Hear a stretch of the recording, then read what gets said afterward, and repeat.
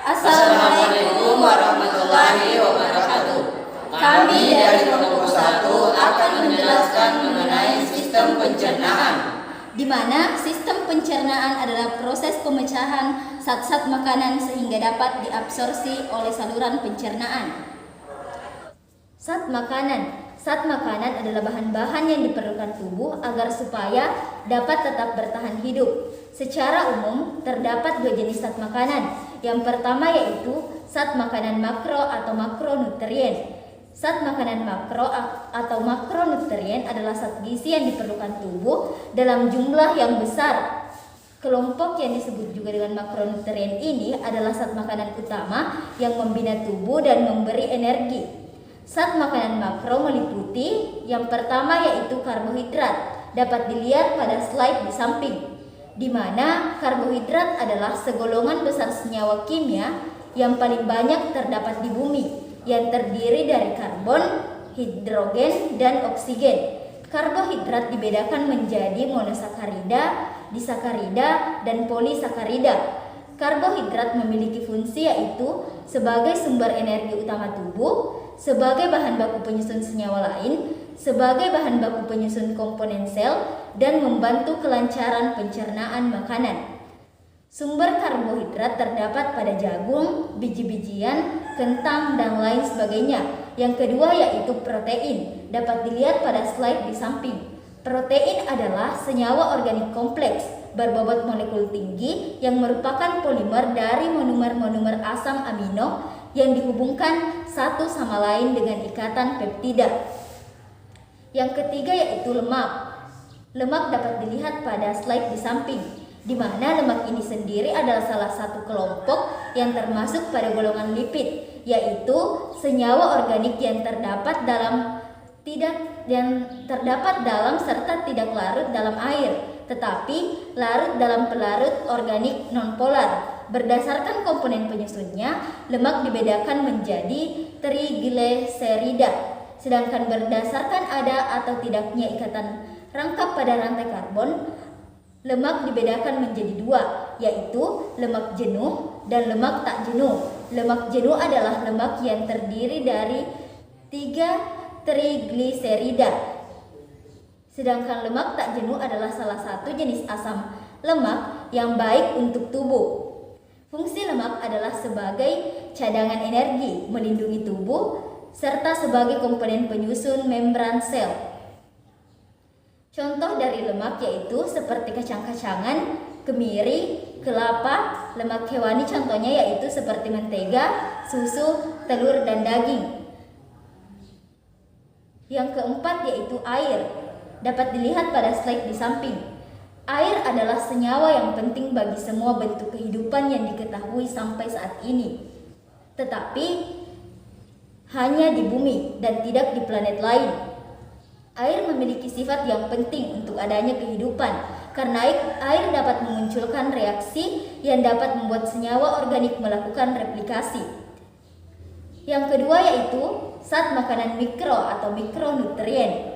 Zat makanan mikro atau mikronutrien adalah zat makanan atau zat gizi yang diperlukan tubuh dalam jumlah yang kecil, di mana zat makanan mikro ini meliputi yang pertama yaitu vitamin, dapat dilihat pada slide di samping, di mana vitamin adalah senyawa organik yang diperlukan oleh tubuh dalam jumlah yang tidak banyak, tetapi harus selalu tersedia di dalam tubuh.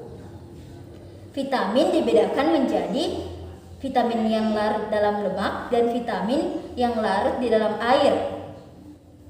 Yang kedua yaitu mineral, dapat dilihat pada slide di samping, di mana mineral adalah senyawa anorganik yang diperlukan tubuh dalam jumlah yang sedikit. Akan tetapi meskipun diperlukan dalam jumlah yang sedikit, fungsi mineral sangat beragam dan mencakup berbagai sistem organ tubuh pada manusia.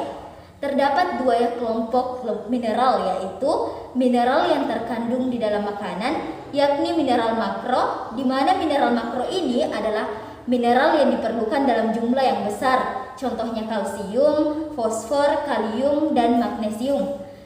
Mineral yang kedua atau kelompok mineral yang kedua yaitu mineral mikro, di mana mineral mikro ini adalah mineral yang diperlukan dalam jumlah yang kecil, yakni kurang dari 100 mg. Contohnya seperti zat besi, mangan, dan yodium. Baik, selanjutnya yaitu saluran pencernaan. Saluran pencernaan adalah bagian dari organ pencernaan manusia yang terdiri dari 6 bagian, yaitu yang pertama mulut atau kafung oris. Mulut adalah suatu rongga terbuka tempat masuknya makanan dan air. Mulut umumnya merupakan bagian awal dari sistem pencernaan lengkap yang berakhir di anus. Mulut terdiri dari gigi yang berfungsi untuk menghancurkan makanan secara mekanis dengan pengunyahan. Gigi dapat dibedakan atas gigi seri, gigi taring, gigi geraham depan, dan gigi geraham belakang. Secara umum, gigi manusia terdiri dari mahkota gigi atau korona, leher gigi atau kolum, dan akar gigi atau radix. Selanjutnya, bagian-bagian gigi terdiri atas email, yaitu lapisan keras berwarna putih yang menutupi mahkota gigi. Juga terdiri atas tulang gigi, yaitu bagian gigi yang tersusun atas zat dentin atau sumsum gigi atau pulpa, merupakan rongga gigi yang di dalamnya terdapat serabut saraf dan pembuluh-pembuluh darah. Selanjutnya yaitu lidah. Lidah ini berfungsi untuk merasakan rasa makanan dan membantu proses penelanan. Selain itu, lidah juga berfungsi sebagai alat pengecap yang dapat merasakan manis, asin, pahit, dan asam.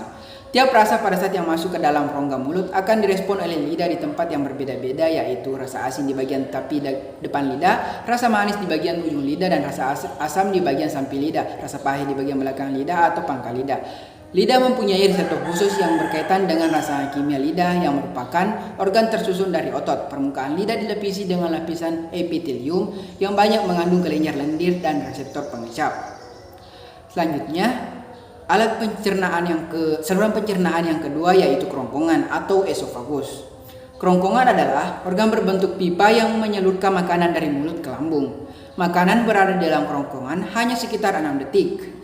Kerongkongan berfungsi untuk menelan makanan, mencegah adanya benda asing yang masuk ke lambung, mencegah layu dan isi cairan lambung, dan mencegah difusi pasif dan zat makanan ke dalam darah. Selanjutnya, saluran pencernaan yang ketiga yaitu lambung atau ventriculus. Lambung adalah suatu kantong penyimpanan makanan berbentuk huruf J. Lambung adalah organ otot yang terletak di sisi kiri perut. Bagian atas lambung menerima makanan dari kerongkongan. Makanan umumnya bertahan 3-4 jam. Lambung sendiri terdiri dari bagian atas atau kardiak, bagian tengah yang membulat atau fundus, dan bagian bawah atau pilorus. Lambung berfungsi memecah makanan menjadi partikel kecil sebagai tempat penyimpanan makanan, membunuh mikroorganisme berbahaya, dan membantu penyerapan vitamin B12. Selanjutnya yaitu usus halus atau intestinum. Usus halus atau intestinum merupakan tempat penyerapan makanan dan tempat terjadinya pencernaan yang paling panjang.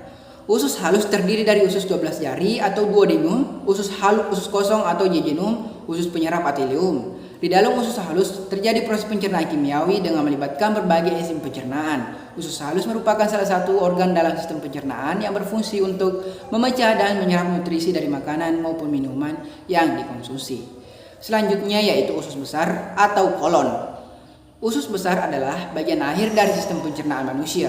Organ ini memiliki beragam fungsi seperti penyerap cairan dan vitamin, memproduksi antibodi, dan mencegah infeksi serta membentuk tinja. Usus berfungsi menyerap air, feses, membusukkan sisa makanan, menyimpan, dan eliminasi. Sisa makanan menjaga keseimbangan cairan dan elektrolit, dan mendegradasi bakteri. Di dalam usus besar terdapat bakteri Escherichia coli, di mana bakteri ini membantu dalam proses pembentukan sisa makanan menjadi feses. Selanjutnya, saluran pencernaan yang terakhir yaitu anus. Anus merupakan saluran pendek pada ujung rektum dan menjadi jalur keluarnya feses. Anus adalah bagian terakhir dari saluran pencernaan. Organ ini adalah kanal sepanjang 2 inci yang terdiri dari otot dasar panggul dan 2 sphincter anal atau internal dan eksternal. Anus berfungsi untuk mengatur keluarnya feses, menahan BAB di saat yang tertentu. Saya akan membahas tentang alat pencernaan. Alat pencernaan yang akan saya bahas kali ini yaitu kelenjar pencernaan. Kelenjar adalah zat yang menggunakan enzim untuk membantu mencerna makanan. Kelenjar pencernaan meliputi yang pertama yaitu kelenjar hati, dapat dilihat dari slide sebelah kanan. Kelenjar hati adalah kelenjar pencernaan yang terletak pada rongga perut sebelah kanan. Kelenjar hati ialah kelenjar pencernaan terbesar pada manusia yang berwarna merah kecoklatan. Kelenjar hati merupakan salah satu organ yang perannya sangat vital dalam tubuh manusia. Hati berfungsi untuk menghancurkan racun dalam darah, membantu proses pencernaan, dan menghancurkan sel darah merah dan juga membersihkan darah. Yang kedua yaitu pankreas. Dapat dilihat dari slide sebelah kanan. Pankreas adalah salah satu organ yang terletak di belakang rongga perut dengan panjang sekitar 12 cm sampai 18 cm. Pankreas menghasilkan enzim pencernaan yang disalurkan ke dalam usus. Enzim yang dihasilkan ini dipengaruhi oleh hormon sekretin yang diproduksi oleh usus 12 jari. Enzim yang dihasilkan oleh pankreas memiliki fungsi amilase untuk mengubah amino menjadi glukosa, lipase mengubah lemak menjadi asam lemak, dan tripsin mengubah protein menjadi senyawa asam amino. Pankreas mempunyai peran besar dalam sistem pencernaan manusia. Organ ini dikenal dengan pulau Langerhans yang membantu mengubah makanan menjadi sumber energi. Pankreas juga berfungsi untuk memproduksi hormon, memproduksi enzim, dan juga mencerna dan menghancurkan makanan dalam perut. Yang ketiga ialah kelenjar empedu. Kelenjar empedu adalah organ yang berukuran kecil yang terletak di bawah organ hati. Organ ini mampu memproduksi dan menyimpan cairan empedu yang berperan penting dalam proses pencernaan, termasuk mencerna kolesterol yang terkandung di dalam makanan yang dikonsumsi. Adapun gangguan pada sistem pencernaan bisa dilihat pada slide di samping. Yang pertama yaitu diare. Diare adalah gejala klinis gangguan pada pencernaan usus dengan ditandai adanya peningkatan buang air besar lebih dari biasanya. Secara umum, diare disebabkan makanan dan minuman yang terpapar virus, bakteri, atau parasit. Diare biasanya terjadi karena kurangnya air bersih yang memenuhi persyaratan kesehatan. Sementara di Indonesia, persediaan air bersih masih menjadi masalah yang serius. Pada tahun 2021, kasus diare meningkat tajam di beberapa wilayah di Indonesia. Adapun cara mencegah diare yaitu dengan rajin mencuci tangan, mengonsumsi makanan yang sudah dimasak, dan minum air matang. Sedangkan cara mengobati diare yaitu dengan cara meningkatkan konsumsi cairan, mengonsumsi makanan yang tepat, membuat obat oralit, dan konsumsi buah pisang, yogurt, kentang, wortel, ataupun gandum. Yang kedua yaitu sembelit atau konstipasi. Sembelit adalah salah satu gangguan pencernaan yang sering dikeluhkan. Sembelit atau konstipasi merupakan gejala defekasi yang tidak memuaskan, ditandai dengan BAB 3 kali dalam seminggu, atau kesulitan pengeluaran tinja akibat tinja yang keras. Penyebab sembelit yaitu kekurangan cairan, diet kurang serat, kurangnya aktivitas fisik, atau efek samping pengobatan. Adapun cara mencegah sembelit yaitu dengan meminum air yang cukup, mengelola stres dengan baik, rutin berolahraga, menjalankan pola makan yang sehat, dan hindari menahan BAB. Sedangkan cara pengobatan alami sembelit yaitu dengan meminum sparkling water, konsumsi serat prebiotik, konsumsi makanan yang mengandung probiotik, dan minum kopi. Yang ketiga yaitu penyakit MA. MA adalah gejala penyakit berupa rasa nyeri dan panas pada lambung yang terjadi akibat sejumlah kondisi. Di antaranya luka terbuka pada lapisan lambung, infeksi bakteri Helicobacter pylori, efek samping penggunaan obat antiinflamasi, dan stres. Dan penyebab terjadinya MA yaitu disebabkan gaya hidup tidak sehat seperti merokok, stres, makan terlalu cepat dan terlalu banyak mengonsumsi kafein, alkohol, dan minuman bersoda. Adapun cara mencegah MA yaitu dengan mengonsumsi makanan dalam porsi kecil, makan secara perlahan, punya makanan hingga halus, dan hindari makanan asam yang tinggi. Sedangkan cara mengobati MA yaitu dengan mengonsumsi the herbal, konsumsi makanan yang mengandung probiotik, dan minum obat MA. Yang keempat yaitu radang usus buntu. Radang usus buntu adalah peradangan pada appendix vermiformis Penyebab radang usus buntu adalah faktor penyumbatan pada lapisan saluran apendiks oleh timbunan tinja yang keras, jaringan limfoid, penyakit cacing, parasit, benda asing dalam tubuh, kanker primer, dan struktur. Adapun cara mencegah radang usus buntu yaitu dengan memakan makanan berserat, minum air putih, dan konsumsi makanan yang mengandung probiotik. Adapun cara mengobati radang usus buntu yaitu dengan pemberian antibiotik, pemberian pereda nyeri, dan pemberian cairan IV. Yang terakhir, radang pada dinding lambung adalah penyakit pada lambung yang terjadi akibat peradangan dinding lambung atau lapisan mukosa lambung. Ini terdapat kelenjar yang menghasilkan asam lambung dan enzim pencernaan yang bernama pepsin. Penyebab radang pada dinding lambung yaitu terlalu sering mengonsumsi obat pereda nyeri, pertambahan usia, gastritis juga dapat terjadi karena dipicu oleh penyakit autoimun, dan infeksi bakteri. Adapun cara mencegah radang pada dinding lambung yaitu dengan menghindari makanan pedas dan terlalu asam, kurangi atau hindari konsumsi kopi dan minuman bersoda. Usahakan jadwal makanan teratur, kelola stres dengan baik melalui olahraga. Sedangkan cara mengobati radang pada dinding lambung yaitu dengan cara menggunakan obat antasida dan obat antibiotik. Sekian. Selanjutnya kita akan membahas tentang hewan ruminansia. Kita dapat melihat di slide di samping. Hewan ruminansia adalah sekumpulan hewan pemakan tumbuhan yang mencerna makanannya dalam 2 langkah, yaitu menelan bahan mentah kemudian mengeluarkan makanan yang sudah setengah dicerna dari perutnya dan mengunyahnya lagi. Hewan ruminansia adalah salah satu hewan pemakan rumput dengan perut kompleks yang disebut dengan rumen. Beberapa contoh hewan ruminansia adalah sapi, domba, kambing, kerbau, rusa, jerapah, dan unta. Salah satu fitur paling penting dari sistem pencernaan ruminansia adalah adanya perut yang kompleks dengan 4 kompartemen. Mereka adalah rumen, retikulum, omasum, dan abomasum. Hewan ruminansia ini memiliki sistem pencernaan yang berbeda dengan hewan lainnya.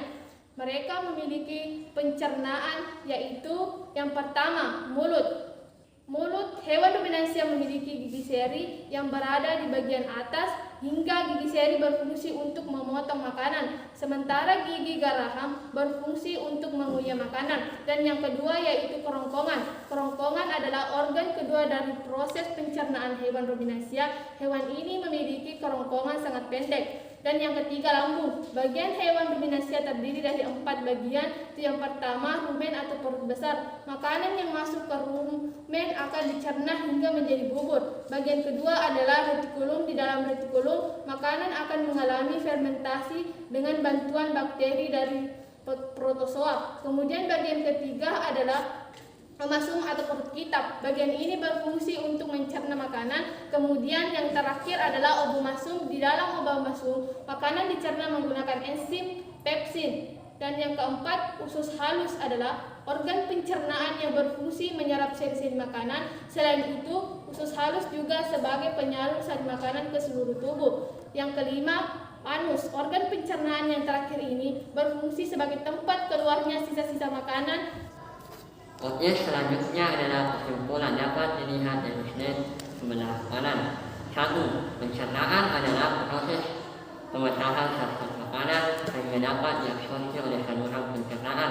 Yang kedua adalah hewan ruminansia adalah salah satu hewan pemakan rumput dengan perut kompleks yang disebut rumen. Beberapa contoh hewan ruminansia yang pertama adalah sapi, domba, kambing, kerbau, rusa, jerapah, dan juga unta. Yang ketiga ialah zat makanan adalah bahan yang diperlukan tubuh agar supaya dapat tetap bertahan hidup. Yang keempat adalah alat pencernaan adalah serangkaian dari lampotnya yang memiliki fungsi untuk mencerna makanan. Yang kelima adalah saluran pencernaan adalah bagian dari organ pencernaan manusia terdiri dari 6 bagian. Yang keenam adalah kelenjar adalah organ yang mengeluarkan enzim untuk membantu mencerna makanan.